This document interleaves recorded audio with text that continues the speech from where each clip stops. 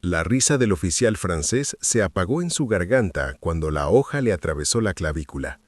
El capitán Jean-Baptiste Moureau había visto al soldado de infantería español sacar lo que parecía un cuchillo de cocina enorme. Un sable tosco de apenas 75 centímetros, nada comparado con la elegante espada de caballería francesa que colgaba de su cadera. De hecho, se rió entre dientes, volviéndose hacia su teniente para bromear sobre los campesinos españoles que llevaban cubiertos a la guerra. Entonces, el español se movió. 3 segundos después, el brazo de Moureau colgaba inerte, con el hueso destrozado y la sangre manando entre sus dedos. El soldado español ya lo había superado, con esa ridícula hoja corta atravesando la defensa de otro granadero francés como si ni siquiera estuviera allí. Imposible. Los sables de infantería eran basura ceremonial, armas de repuesto para cuando el mosquete estaba vacío y uno estaba desesperado. Todos lo sabían. Al atardecer, 1.800 soldados franceses estarían muertos o heridos, y la broma recaería sobre la Gran Armée. 9 de enero de 1812. Las calles de Valencia brillaban con la escarcha matutina. El sol mediterráneo aún era demasiado débil para disipar el frío costero. El mariscal Louis-Gabriel Suchet comandaba 23.000 de las mejores tropas de Napoleón, veteranos de Austerlitz, Jena y Wagram. Hombres que habían marchado por toda Europa dejando ejércitos destrozados a su paso. Habían rodeado Valencia durante semanas y ahora el asedio entraba en su fase final. La guarnición española en el interior contaba con unos 4.000 defensores, mal abastecidos, aislados de refuerzos y enfrentándose a una derrota inevitable. Los oficiales de Suchet ya estaban planeando sus celebraciones de victoria, discutiendo sobre qué edificios requisar para su cuartel general y qué bodegas asaltar primero. La ciudad caería en cuestión de días, quizás horas, si los españoles demostraban sensatez y se rendían. Después de todo, ¿qué podrían hacer unos defensores hambrientos con armas anticuadas contra la fuerza militar más profesional que Europa jamás había visto?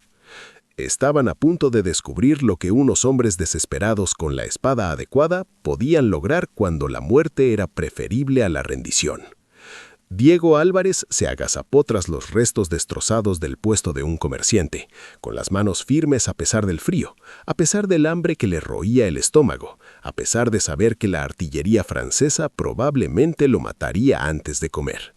Tenía 26 años, un antiguo herrero de un pueblo a 30 kilómetros de Valencia, un hombre cuya vida giraba en torno a martillar herraduras y aperos de labranza hasta que unos recolectores franceses incendiaron su pueblo, mataron a su hermano menor y violaron a su hermana antes de dejarla desangrándose en la plaza del pueblo. Diego había llegado a Valencia hacía 6 meses, con solo la rabia y la ropa que llevaba puesta. El ejército español le dio un mosquete, un entrenamiento mínimo y lo asignó al tercer regimiento de infantería de Valencia, al mando del capitán Eduardo Montoya. Diego demostró ser un tirador terrible. Sus manos, entrenadas para la precisión en el trabajo con metal, no soportaban el violento retroceso de los mosquetes militares. Había disparado unas 200 balas entre entrenamiento y combate, alcanzando el blanco unas 30 veces. En términos modernos, una precisión del 15%, completamente inútil en tácticas de infantería de línea que dependían del fuego masivo. Pero las manos de Diego conocían el acero, conocían el peso, el equilibrio, la palanca y la sutil geometría del movimiento del metal en el espacio. Cuando el capitán Montoya presentó al regimiento los nuevos sables de infantería que distribuía el intendente español, Diego tomó uno y algo hizo clic en su cerebro, como los pestillos de una cerradura que encuentran su posición.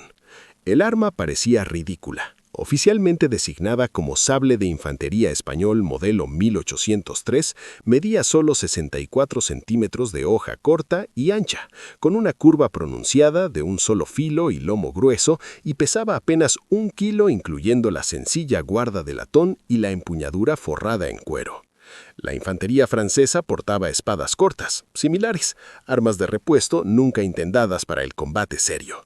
La caballería francesa empuñaba elegantes sables de casi 100 centímetros de largo, devastadores al blandirlos a caballo, elegantes extensiones de una tradición guerrera aristocrática que se remontaba a siglos. Comparados con esos hermosos instrumentos de matar, el sable de infantería español parecía una cuchilla de carnicero extendida y con guardamanos. Los oficiales franceses que vieron ejemplares capturados se rieron a carcajadas. El jefe de Estado Mayor del mariscal Suchet, el coronel Antoine Locedat, examinó uno durante el asedio y escribió en su diario: «Los españoles han armado a su infantería con lo que parecen ser machetes acortados, más adecuados para despejar la selva que para enfrentarse a soldados profesionales. Esta es la arma de la desesperación, no de la ciencia militar». 3 días después, se tragaría esas palabras escritas con su propia sangre.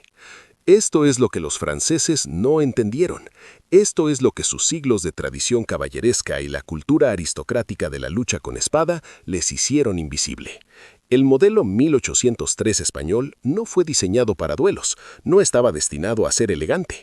Era una herramienta de matanza diseñada específicamente para la guerra urbana a corta distancia por hombres que habían estudiado con precisión cómo se desarrollaba el combate de infantería cuando las formaciones se desintegraban y los soldados luchaban en hallecones, edificios y escaleras. El hombre que lo diseñó fue el maestro armero Joaquín Martínez, del Real Arsenal de Toledo. Un artesano de 63 años que había dedicado 40 años a fabricar espadas para la caballería e infantería españolas. Joaquín nunca había sido soldado, pero escuchaba a los soldados. Entrevistó a cientos de veteranos de las guerras de España en Italia, Alemania y el Caribe, planteándoles una simple pregunta. Cuando tu mosquete estaba vacío y tenías que usar la espada, ¿qué ocurría realmente? Las respuestas fueron notablemente consistentes. El combate real de infantería con armas blancas no se parecía en nada a los duelos de caballería o las competencias de esgrima. Eran hombres brutales y exhaustos, blandiendo armas pesadas en espacios reducidos, generalmente con una luz terrible. A menudo heridos o desorientados, luchando contra oponentes igualmente desesperados. La técnica importaba mucho menos que 3 factores. El peso que se podía blandir estando exhausto, el alcance suficiente para el espacio reducido, y la potencia de corte para dañar a través de abrigos y equipo pesados. Las espadas de infantería francesa priorizaban la tradición sobre la función. Eran sables de caballería a escada reducida, diseñados por oficiales de caballería que nunca habían luchado a pie en una picadora de carne urbana. Demasiado largos para espacios reducidos, se enganchaban en marcos de puertas y paredes. Demasiado ligeros de hoja, carecían de potencia de corte contra los pesados uniformes de invierno. Demasiado equilibrados para la estocada, resultaban torpes para los golpes por encima de la cabeza que los hombres exhaustos recurrían naturalmente. Hermosas armas, completamente inadecuadas para el trabajo real. El diseño de Joaquín era una genialidad fea. La hoja de 29 pulgadas era óptima para luchar en pasillos y habitaciones donde las armas más largas se convertían en un inconveniente. La pronunciada curva y el equilibrio hacia adelante convertían cada golpe en un golpe demoledor que generaba la máxima fuerza con el mínimo esfuerzo, crucial cuando uno se muere de hambre y no ha dormido en 2 días. El grueso lomo, de casi 6 milímetros en la base, impedía que la hoja se doblara o rompiera al golpear hueso o equipo. La ancha hoja, de casi 5 centímetros en su punto más ancho, creaba devastadores canales de herida que derribaban a los enemigos al instante. Y lo que es más importante, la extrema curva permitía generar una potencia que terminaba la pelea con tan solo 45 centímetros de radio de giro, perfecto para espacios reducidos donde los soldados franceses necesitaban 1 metro de espacio libre para usar sus armas con eficacia. La infantería española lo llamaba el colmillo, porque cuando mordía, caías. Diego Álvarez poseía un talento natural con el arma que rozaba lo sobrenatural. Mientras que otros soldados del regimiento se resistían a su diseño desconocido, las manos de herrero de Diego reconocieron la lógica de la herramienta al instante. El balance de peso era similar al de los martillos que había usado durante 15 años. El movimiento de corte era casi idéntico al de dar forma a hierro candente en un yunque. Los golpes cortos y explosivos que hacían tan efectivo al colmillo eran algo natural para un hombre que había pasado su vida adulta asestando impactos precisos a corta distancia. El sargento Luis Domingo, un soldado de carrera de 42 años, con rostro curtido y una cicatriz que le recorría desde la oreja izquierda hasta la mandíbula, reconoció el potencial de Diego durante la primera sesión de entrenamiento. Luis había sobrevivido 23 años al servicio de España, luchando en Italia, Portugal y ahora contra la invasión francesa. Había visto quizás a 5 o 6 hombres en toda su carrera con esa cualidad indefinible, esa combinación de coordinación ojo-mano, percepción espacial e instinto agresivo que hacía a alguien realmente peligroso en combate cuerpo a cuerpo, sin importar su tamaño o fuerza. Diego la poseía, inexperto, sin pulir, inconsciente de su propio potencial, pero absolutamente presente. Luis tomó a Diego aparte después de ese primer entrenamiento. Te mueves como si llevaras años luchando con esa cosa. No es así, así que supongo que has estado haciendo algo más que se traduce. ¿Cuál es tu experiencia? Herrero, señor. Herrero de pueblo, nada del otro mundo. Herraduras, bisagras, herramientas de labranza. Luis asintió lentamente. Tiene sentido. Tus manos conocen la mecánica del impacto. Entiendes el apalancamiento. Eso es el 90% de lo que hace que el colmillo funcione. Aquí tienes lo que te estás perdiendo.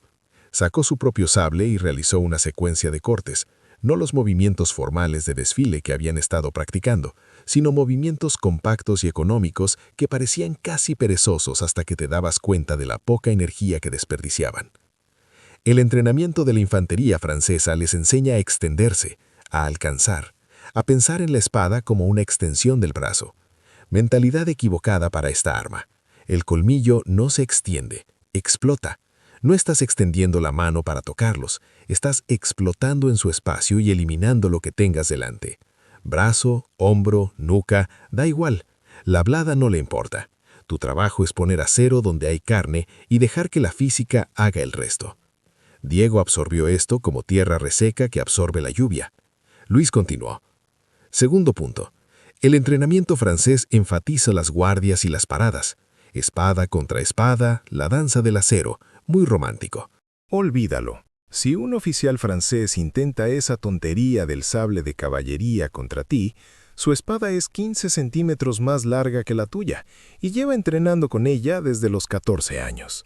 No puedes superarlo en esgrima, pero no es necesario. A ese colmillo curvo que sostienes no le importa su espada. Le importa su muñeca, su antebrazo, su codo. Mientras intenta enfrentarse a tu arma como si fuera un duelo, estás destrozando el brazo que la sostiene. Corta los hilos de la marioneta y la marioneta cae.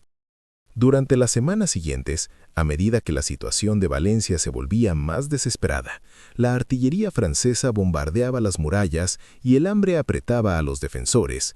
Luis trabajaba con Diego todas las noches después de las tareas defensivas del día. Practicaban en edificios abandonados, simulando el caos del combate cuerpo a cuerpo, donde el colmillo demostraría su valía. Luis enseñó a Diego a interpretar el lenguaje corporal, a reconocer los pequeños cambios de peso que anunciaban los ataques, a moverse dentro del alcance de armas más largas y a convertir la distancia en una ventaja. Y lo más importante, le enseñó a Diego a ser absolutamente implacable al apuntar. No hay honor en el combate cuerpo a cuerpo. No hay juego limpio. Solo existe el hombre que se va a casa y el que se desangra en un callejón. Apunta a cualquier cosa que los detenga.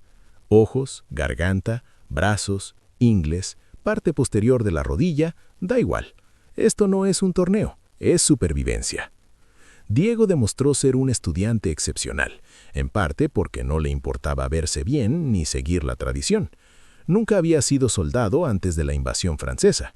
No tenía ideas preconcebidas sobre cómo debía ser el combate. Si Luis le decía que hiciera algo de cierta manera, Diego lo hacía así. Lo practicaba hasta que sus músculos lo recordaban y pasaba a la siguiente lección. Para diciembre, Luis creía en secreto que Diego era más peligroso con el colmillo que los soldados que conocía que llevaban una década empuñando espadas. Muy pronto pondrían a prueba esa evaluación. El joven soldado Tomás Ruiz observaba el entrenamiento de Diego con una mezcla de asombro y terror. Tomás tenía 19 años, hijo de un carpintero de la propia Valencia que había sido reclutado al servicio al comenzar el asedio. Nunca había querido ser soldado, Quería hacerse cargo del taller de su padre, casarse con su novia de la infancia, María, fabricar muebles, criar hijos y vivir una vida tranquila y plena. Los franceses habían destruido ese futuro como destruían todo lo que tocaban. El padre de Tomás había muerto, abatido por fuego de artillería en la primera semana del asedio. La familia de María había evacuado al sur antes de que se cerrara el cordón francés. Tomás estaba atrapado en una ciudad moribunda, armado con un mosquete que apenas podía apuntar y una espada corta que no sabía cómo usar, seguro de que moriría gritando en alguna pelea callejera anónima cuando llegara el asalto final. Diego intentó ayudarlo. Entre sus entrenamientos con Luis, Diego trabajaba con Tomás en el manejo básico de la espada. No necesitas ser un maestro, solo necesitas no congelarte ni soltar el arma. Si luchamos codo con codo, y logras que los franceses se preocupen por ti aunque sea por 3 segundos, esos 3 segundos son en los que yo puedo hacer el verdadero trabajo. Tu trabajo es sobrevivir y quedarte a mi lado. Yo me encargo de matar. Tomás agradeció la idea, pero sabía la verdad. Cuando los franceses cruzaran las murallas o las puertas forzadas, soldados como Diego y el sargento Luis podrían sobrevivir gracias a su habilidad y ferocidad. Soldados como Tomás morirían en los primeros 30 segundos, aniquilados por hombres que llevaban años matando profesionalmente. Había hecho un acuerdo. Solo esperaba morir rápido y tal vez llevarse consigo algún francés bastardo. La situación en Valencia se deterioró a finales de diciembre y principios de enero. La artillería francesa redujo sistemáticamente las fortificaciones. Los suministros de víveres se redujeron a nada. Las enfermedades se propagaron debido al hacinamiento y las condiciones insalubres. El comandante español, el general Joaquín Blake y Joyce, se enfrentó a una situación imposible.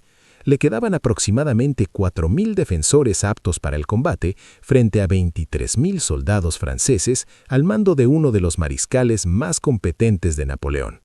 Los refuerzos eran imposibles. Los ejércitos de campaña españoles habían sido destrozados en campañas anteriores. Valencia caería. La única incógnita era si caería mediante una rendición negociada o mediante asalto y saqueo. Blake decidió luchar. No porque creyera que podía ganar, porque rendir Valencia intacta les daría a los franceses un importante puerto y un depósito de suministros para apoyar sus operaciones en el este de España.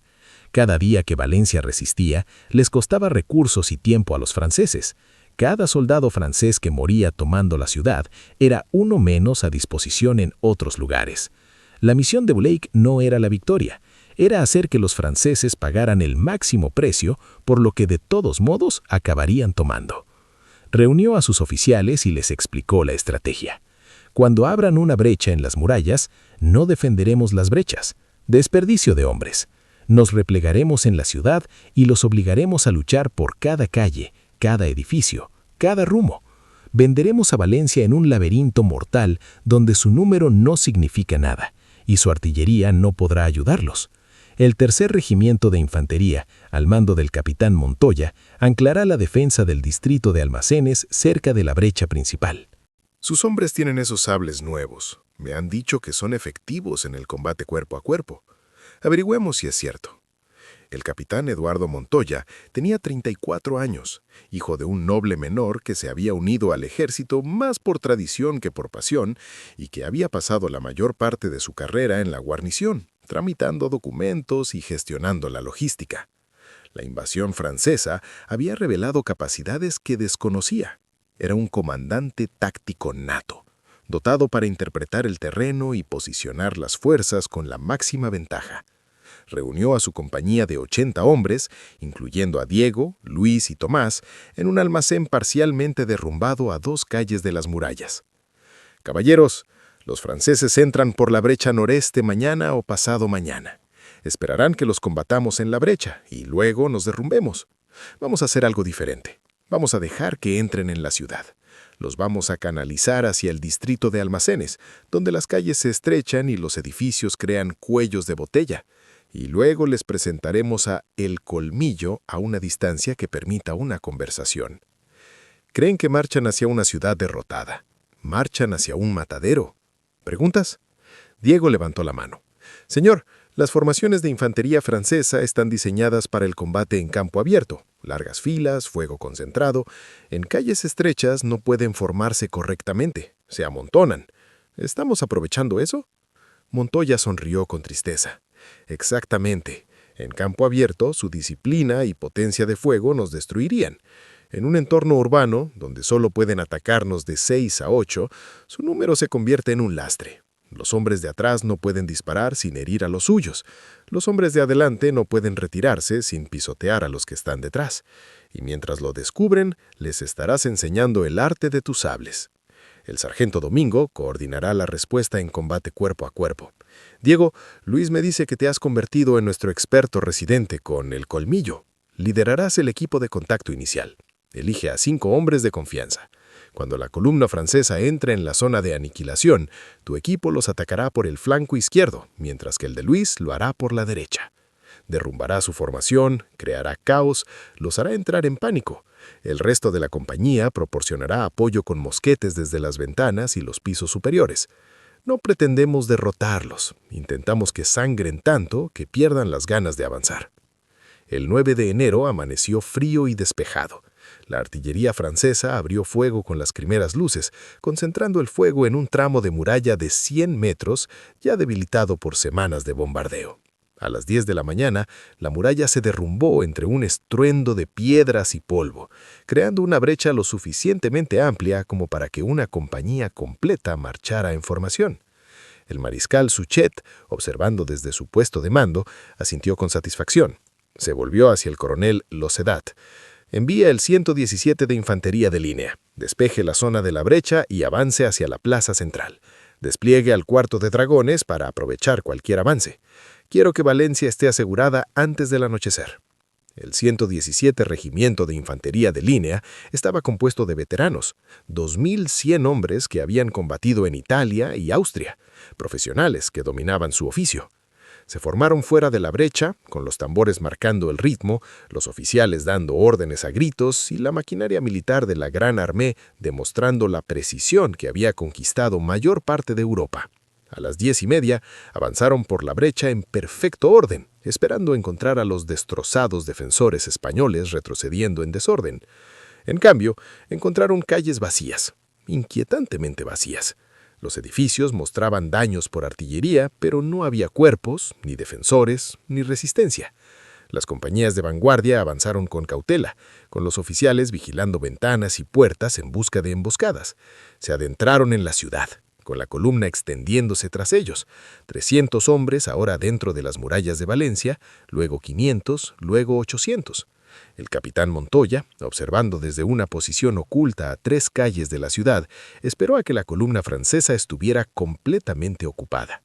Los elementos de vanguardia estaban entrando en el distrito de Almacenes, donde las calles principales se estrechan a unos 4,5 metros de ancho, con almacenes y viviendas comerciales apretujándose a ambos lados. Levantó la mano, la sostuvo y luego la bajó bruscamente. Los mosquetes españoles estallaron desde las ventanas superiores a ambos lados de la calle. No fue una descarga devastadora, quizá 40 armas disparando en una secuencia irregular, pero fue suficiente para derribar a 20 o 30 soldados franceses y sembrar la confusión en la ordenada columna. Los franceses, profesionales hasta la médula, se movilizaron de inmediato para devolver el fuego, mientras los oficiales gritaban órdenes de formar líneas de fuego. Pero la calle era demasiado estrecha. No podían desplegarse correctamente. Los hombres trepaban por encima de los soldados heridos, amontonándose, creando exactamente el caos que el capitán Montoya había predicho. Fue entonces cuando Diego los golpeó desde el callejón lateral. Había elegido con cuidado a su equipo de 5 hombres. Carlos, aprendiz de herrero, con brazos como troncos. Ramón, ex carnicero, que sabía cortar carne y hueso. 2 hermanos, Javier y Felipe, que luchaban con el instinto coordinado de quienes han trabajado juntos toda la vida. Y el joven Tomás, porque Diego había prometido mantenerlo con vida si era posible, y eso no se logra dejándolo atrás. Salieron del callejón a toda carrera, Diego ligeramente por delante, el colmillo agachado y listo. Los soldados franceses más cercanos al callejón tuvieron quizás 2 segundos de aviso. Uno empezó a girar. La espada de Diego se elevó en un arco cerrado y le cortó el brazo que sostenía el mosquete justo por debajo del codo. El grito del soldado francés se perdió en el caos general. Diego ya lo había superado, traspasando la guardia de un sargento que intentaba usar su propia espada corta, y la hoja curva del colmillo le cortó la garganta con la misma brutal eficacia con la que Diego había partido una vez una pieza de hierro. Tras él, su equipo se balanzó sobre la formación francesa como una ola que se estrella contra un castillo de arena. Carlos, blandiendo su sable con los mismos golpes de cabeza que usaba para partir leña, destrozó la clavícula de un soldado y le partió el cráneo a otro en 2 rápidos movimientos. La precisión de carnicero de Ramón atacaba articulaciones y arterias, con una eficacia clínica y aterradora. Javier y Felipe luchaban como si fueran extensiones del mismo organismo, uno arriba y otro abajo, cubriendo sus puntos ciegos y creando una zona defensiva que los contraataques franceses no podían penetrar. Tomás, absolutamente aterrorizado, hizo exactamente lo que Diego le había ordenado. Se mantuvo cerca, mantuvo su espada en movimiento, hizo ruido, creó amenaza incluso cuando no estaba asestando golpes mortales. Y cuando un soldado francés superó la guardia de Diego y levantó su mosquete como un garrote para desgarrar al herrero, la desesperada embestida de Tomás le clavó 7 centímetros de acero español en el riñón. El francés cayó al suelo, y Diego le dirigió a Tomás un rápido gesto que le pareció un título de caballero. Al otro lado de la calle, el equipo del sargento Luis atacaba con igual ferocidad. Luis se movía entre la formación francesa como un lobo entre un rebaño de ovejas. Su cuerpo de 42 años parecía inmune a la fatiga, y su sable encontraba gargantas y arterias con precisión mecánica. Apuntaba específicamente a los oficiales, matando a los hombres que intentaban restablecer el orden, desmantelando la estructura de mando que mantenía unida la disciplina francesa. El combate duró quizá 4 minutos. Para los soldados franceses atrapados en aquella estrecha calle, con las armas españolas desmantelándolos a quemarropa mientras los mosquetes disparaban desde las ventanas superiores, debió de parecerles horas. Eran soldados profesionales, bien entrenados y experimentados, pero su entrenamiento era para la guerra en formación a campo abierto. Era una lucha urbana con cuchillos ligeramente más largos, brutal y personal, nada que ver con la gloria que sus oficiales les habían prometido. Algunos intentaron contraatacar, algunos incluso lograron herir a los soldados españoles, pero la situación táctica fundamental les era adversa. Su ventaja de longitud con los mosquetes era inútil a distancia. Su superioridad numérica no significaba nada cuando solo la primera fila podía atacar. Su disciplina, normalmente su mayor ventaja, se convirtió en una trampa, ya que los hombres de la retaguardia seguían avanzando mientras los de delante intentaban retirarse de la masacre. El capitán Montoya, aún observando desde su posición oculta, vio la señal de retirada. Los equipos españoles se retiraron con una coordinación experta, desapareciendo en callejones y edificios, dejando a la columna francesa desangrada y desorganizada. El fuego de mosquete español continuó desde las ventanas, no lo suficiente para destruir a los franceses, pero sí para mantenerlos acorralados e impedir una persecución inmediata. El 117º Regimiento de Infantería de Línea se retiró para reagruparse, llevando a sus heridos, dejando 38 muertos en la calle. Bajas españolas en ese primer combate, 2 muertos, 7 heridos. La emboscada táctica del capitán Montoya había logrado exactamente lo que el general Blake esperaba. Los franceses habían comprendido que Valencia no caería fácilmente. El coronel Laussedat se adelantó para evaluar personalmente la situación. Era un veterano con 20 años de servicio, un oficial profesional que se enorgullecía de mantener la calma bajo presión, pero la escena en esa estrecha calle lo conmocionó. Sus soldados, hombres que se habían enfrentado a la caballería rusa y a los granaderos austriacos, estaban pálidos y conmocionados. Los heridos contaban historias que parecían cuentos de terror, de soldados españoles que aparecían de la nada con espadas cortas y feroces que atravesaban las defensas como si no existieran. Un teniente de infantería con un brazo destrozado describió el ataque de Diego. Se movió rapidísimo, tenía la espada alto, listo para un combate formal, y él simplemente ignoró mi espada por completo. Fue directo a por mi abrazo. He practicado esgrima desde los 12 años. Peleó como si la esgrima no existiera, como si lo único que importara fuera quitarme la capacidad de empuñar un arma, y lo hizo en menos de un segundo. Laussedat escribió en su diario esa noche: «Los españoles se han adaptado a la guerra urbana de maneras que no previmos. Sus sables cortos, que descartábamos como equipo inferior, resultan devastadoramente efectivos en combates cuerpo a cuerpo. Están atacando nuestra estructura de mando, explotando vulnerabilidades tácticas y claramente se han entrenado específicamente para el reducido entorno urbano. El mariscal Suchet debe ser informado de que tomar Valencia será considerablemente más costoso de lo previsto. Los franceses se adaptaron. Empezaron a avanzar con columnas más pequeñas y flexibles, manteniendo mayor distancia entre filas para permitir la retirada. Desplegaron escaramuzadores por delante de las formaciones principales para detectar posiciones de emboscada. Empezaron a realizar operaciones de despeje edificio por edificio en lugar de intentar avanzar por las calles. La resolución profesional de problemas militares, precisamente lo que hacía tan peligrosa a la Grande Armée. Pero los españoles también se adaptaron. El capitán Montoya y sus compañeros comandantes ajustaron sus posiciones de emboscada, atacaron a los tiradores para restablecer la incertidumbre y continuaron explotando cada ventaja táctica que ofrecía el terreno urbano. La lucha se convirtió en una ardua y agotadora lucha. Los días se confundían en una pesadilla de humo, sangre y gritos. Las fuerzas francesas avanzaban metro a metro, pagando cada edificio con bajas.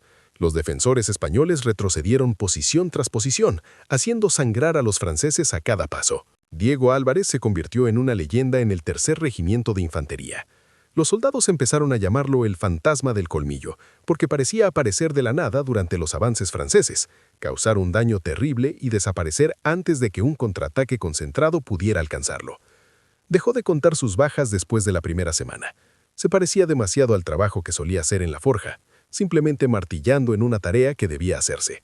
A veces sentía los fantasmas de los hombres que había matado siguiéndolo por las calles en ruinas. A veces recordaba el rostro de su hermano menor y solo sentía una fría satisfacción. Sobre todo, estaba cansado. Cansado y hambriento, y preguntándose si viviría para ver otro amanecer. Tomás sobrevivió gracias a la protección de Diego, la suerte y el desarrollo gradual de su competencia. Nunca sería un luchador experto, pero aprendió a no quedarse paralizado, a mantener su arma lista, a vigilar las espaldas de Diego y a apuñalar a cualquiera que se acercara demasiado. Eso era suficiente. En el combate urbano, donde 3 segundos de distracción podían ser fatales, incluso una contribución mínima importaba. El sargento Luis recibió una bala de mosquete en el hombro durante la tercera semana de combate. Le destrozó la clavícula y debería haber sido su sentencia de muerte en las condiciones de pesadilla, plagadas de enfermedades, de la Valencia sitiada. De alguna manera, el viejo duro sobrevivió e insistió en volver al servicio con el brazo en un cabestrillo rudimentario, empuñando el colmillo con una sola mano, con una letalidad apenas reducida. Descansaré cuando se vayan los franceses o moriré. Hasta entonces, hay trabajo que hacer. La frustración del mariscal Suchet era cada vez mayor. Valencia debería haber caído en cuestión de días. Habían pasado 3 semanas y sus fuerzas apenas habían avanzado hacia el centro de la ciudad. Las bajas aumentaban, las enfermedades se propagaban entre sus tropas. El clima invernal hacía las condiciones miserables. La moral se deterioraba a medida que los soldados se daban cuenta de que esta no era una marcha victoriosa, sino una trituradora de carne. Necesitaba un golpe decisivo para romper la resistencia española antes de que el asedio consumiera a su ejército. El 28 de enero ordenó un asalto masivo, concentrando una fuerza abrumadora en la línea defensiva española en el barrio mercantil. 3 regimientos completos, casi 5.000 hombres, apoyados por fuego de artillería que redujo varios edificios a escombros para despejar el campo de tiro. Fue un golpe duro, pero Suchet lo hizo con sutileza. El asalto comenzó al amanecer. La infantería francesa avanzó tras una descarga de artillería continua que dejó a los defensores españoles ensordecidos y desorientados. Atravesaron la primera línea defensiva por la fuerza. La segunda línea cedió ante la presión. A media mañana, las fuerzas francesas se habían situado a 2 manzanas de la plaza central y la resistencia española parecía estar desmoronándose. El capitán Montoya reunió a los 70 hombres supervivientes de su compañía, incluyendo a Diego, Luis y Tomás. Estaban exhaustos, hambrientos y los superaban en número aproximadamente 70-1 las fuerzas francesas en la zona inmediata. Montoya les dio la orden más simple posible. Hay un almacén en la calle San Vicente con la calle Calatrava. Es la piedra angular de nuestra línea defensiva. Si los franceses lo toman, flanquearán toda nuestra posición y perderemos el cuartel general. Vamos a defender ese almacén. ¿Preguntas? Luis, con el hombro todavía vendado y supurando, rió con amargura. ¿Cuánto tiempo más lo aguantaremos, señor? ¿Hasta que nos releven o hasta que estemos todos muertos? Lo que ocurra primero. Diego revisó su sable. La hoja estaba mellada y manchada, la guarda de brazo doblada por repetidos impactos, pero el filo seguía afilado. Lo había cuidado con obsesión, igual que había cuidado sus herramientas de herrería en lo que parecía otra vida. Si esto termina aquí, que sea memorable. Los franceses recordarán Valencia. Asegurémonos de que recuerden especialmente este almacén.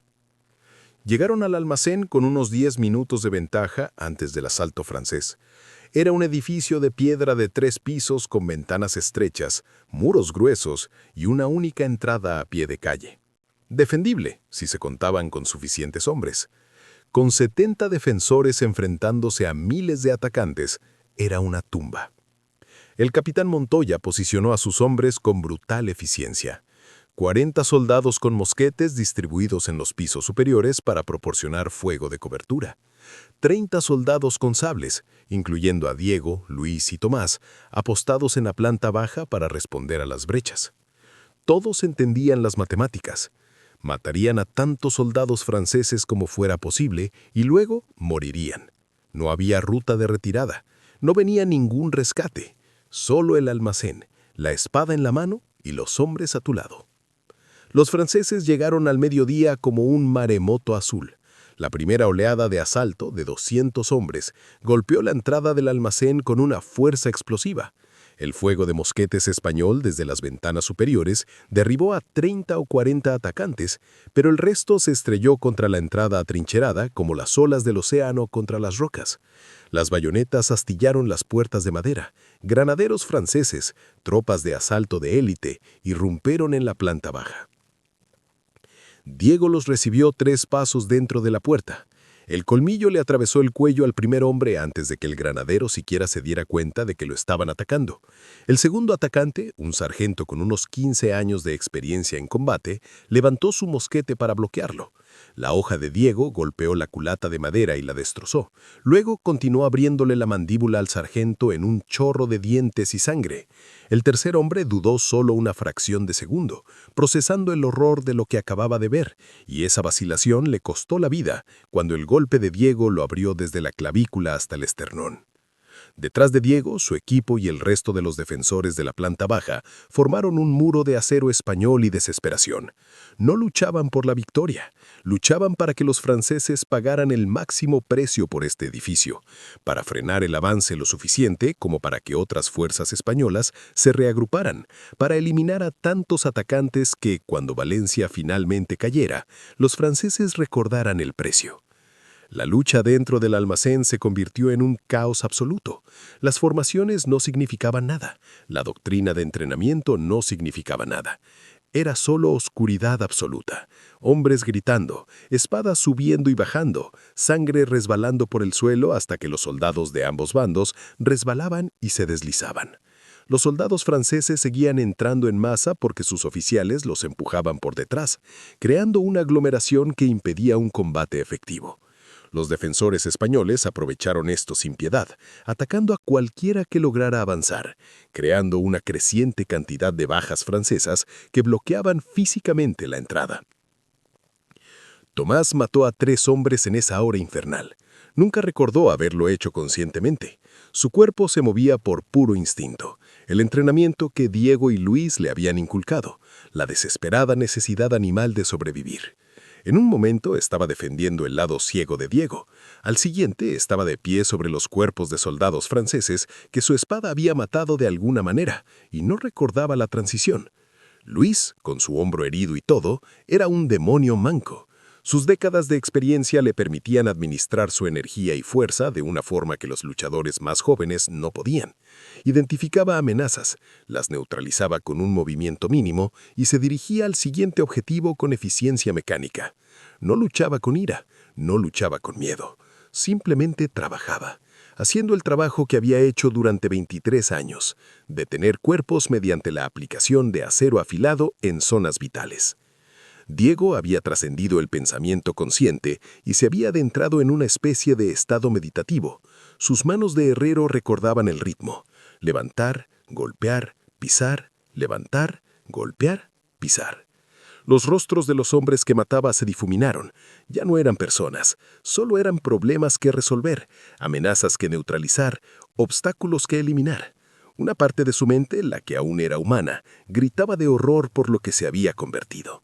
Pero esa parte estaba profundamente enterrada, encerrada donde no podía interferir con la eficiencia mecánica de matar. La primera oleada de asalto francés cesó a los 40 minutos, no porque fueran derrotados militarmente, sino porque el horror psicológico de introducir hombres en la entrada de aquel almacén rechinante, mientras las cuchillas españolas los desmantelaban en la oscuridad del espacio reducido, se volvió insoportable. Los oficiales franceses se retiraron para reagruparse, dejando 80 muertos y heridos dentro y alrededor del almacén. Bajas españolas, 16 muertos, 23 heridos. La matemática de la desesperación y preparación que dio sus frutos en sangre. El segundo asalto se produjo 1 hora después, con tácticas diferentes. Los franceses desplegaron artillería a quemarropa, disparando contra los muros del almacén para crear múltiples puntos de ruptura e impedir que los españoles concentraran su defensa. Fue brutal y efectivo. Los muros de piedra se derrumbaron. Los defensores de los pisos superiores quedaron sepultados bajo los escombros. La integridad estructural del almacén se derrumbó. El capitán Montoya recibió un fragmento de piedra en la cabeza que lo mató instantáneamente. Su orden final de mantener la posición resonó en los oídos de los supervivientes. Diego, Luis, Tomás y unos 20 defensores más, aún con vida y en condiciones de luchar, retrocedieron al almacén trasero del almacén. Estaban rodeados. El edificio se derrumbaba a su alrededor. Los soldados franceses entraban por múltiples brechas. Era el fin. Luis, con el uniforme empapado de sangre por heridas antiguas y recientes, miró a Diego y sonrió con los dientes rotos. No es un mal lugar para morir. Les dimos un infierno, ¿verdad? Diego asintió, demasiado cansado para hablar. Levantó al colmillo una vez más. La hoja estaba maltratada y manchada de sangre, pero aún afilada. Seguía siendo letal. Se llevaría unas cuantas más. El fantasma de su hermano lo aprobaría. Entonces Tomás, que vigilaba la calle a través de una grieta en la pared, gritó algo que parecía una locura. ¡Se retiran! ¡Los franceses se retiran! Era cierto. Las fuerzas francesas se retiraban del almacén, de todo el barrio comercial, replegándose hacia la brecha en las murallas. Los mensajeros cabalgaban entre las unidades a todo galope. Algo había cambiado. Se enteraron de los detalles más tarde, después de que los refuerzos españoles llegaran al almacén y evacuaran a los supervivientes. El mariscal Suchet había recibido despachos urgentes desde Madrid. Una importante ofensiva británico-portuguesa se estaba desarrollando en el oeste. El propio Napoleón ordenaba el redespliegue de fuerzas desde Valencia para contrarrestar la amenaza. El asedio se estaba levantando, no porque los franceses no pudieran finalmente tomar Valencia, sino porque la situación estratégica había cambiado y Valencia ya no merecía la pena. Los españoles no habían derrotado al ejército francés, habían hecho que la victoria fuera demasiado cara para justificarla, y en la guerra eso también es una especie de victoria. Cálculo final de bajas españolas en el asedio de Valencia, aproximadamente 1.200 muertos y 2.400 heridos. Bajas francesas, se estima que 1.800 muertos y 6.700 heridos. Para un asedio que se suponía iba a ser una simple operación de limpieza, esas cifras fueron catastróficas. La reputación del mariscal Suchet nunca se recuperó del todo. El coronel Laussedat, herido en el combate por los almacenes, escribió en su diario: «Tomamos Valencia en el sentido de que finalmente ocupamos las ruinas, pero la ciudad nos quitó mucho más de lo que ganamos. Esos sables de infantería españoles, esos malditos colmillos, nos costaron más bajas que algunas batallas a gran escala. Las futuras operaciones contra posiciones urbanas españolas deben tener en cuenta su capacidad de combate cuerpo a cuerpo. Han convertido sus desventajas en armas». Los observadores militares británicos que estudiaron el asedio llegaron a conclusiones similares. El capitán William Napier escribió: «La defensa española de Valencia demuestra que la inferioridad tecnológica puede compensarse con la adaptación táctica y el aprovechamiento del terreno. Sus sables de infantería modelo 1803 demostraron ser ideales para el entorno urbano de corta distancia, algo que el equipo francés no pudo ser. Esto representa una valiosa lección de diseño de armas y doctrina táctica». Diego, Tomás y Luis olvidarán esos nombres 5 minutos después de que termine este video.